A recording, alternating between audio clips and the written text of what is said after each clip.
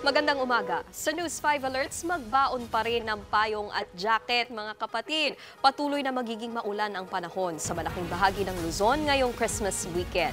Ayon sa Pag-asa, makararanas ng maulap na papawirin na may kalat-kalat na pag-ulan sa Northern Luzon, partikular sa Cagayan, Isabela, Aurora at hilagang bahagi ng Quezon Province. Uulanin din ang mga probinsya ng Cordillera Region at iba pang bahagi ng Cagayan Valley. Sa Bicol Region, Palawan, malaking parte ng Visayas at Mindanao, makararanas naman ng bahagyang maulap na panahon na may tsansa ng mga pag-ulan.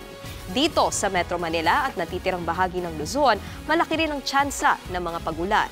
Paliwanag ng Pag-asa, ang maulang panahon na ito ay dulot pa rin ng epekto ng amihan at shear line o salubungan ng mainit at malamig na hangin. Maaaring magtagal ang ganitong panahon hanggang sa susunod na linggo, lalo na sa mismong araw ng Pasko. Sa ibang balita, aprobado na ang 33 pisong umento sa arawang sahod ng mga manggagawa sa Northern Mindanao.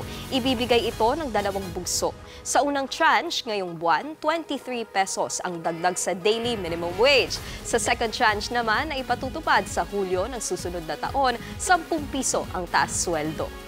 Pagtapos ng implementasyon, maglalaro na sa 423 hanggang 483 pesos ang daily minimum wage sa mga nagtatrabaho sa non-agriculture sector, habang 411 hanggang 426 pesos sa mga nasa agri sector. May wage hike rin sa buwanang sahod ng mga kasambahay. 500 pesos ang dagdag sa mga helper na nasa chartered cities at first-class municipalities sa Northern Mindanao. 1,500 naman ang itataas ng sahod ng mga nasa ibang bayan at munisipalidad. Sa pagpapatupad dito, aabot na sa 5,000 piso ang sahod ng mga kasambahay sa lahat ng lugar sa rehiyon. Para sa iba pang mga balita, pumunta lang sa news5.com.ph, pati na rin sa News5 Facebook, YouTube, TikTok at X social media pages. Abangan ang Frontline Pilipinas sa weekend, mamayang 5:30 p.m. Ako po si Nikki de Guzman. Magandang umaga.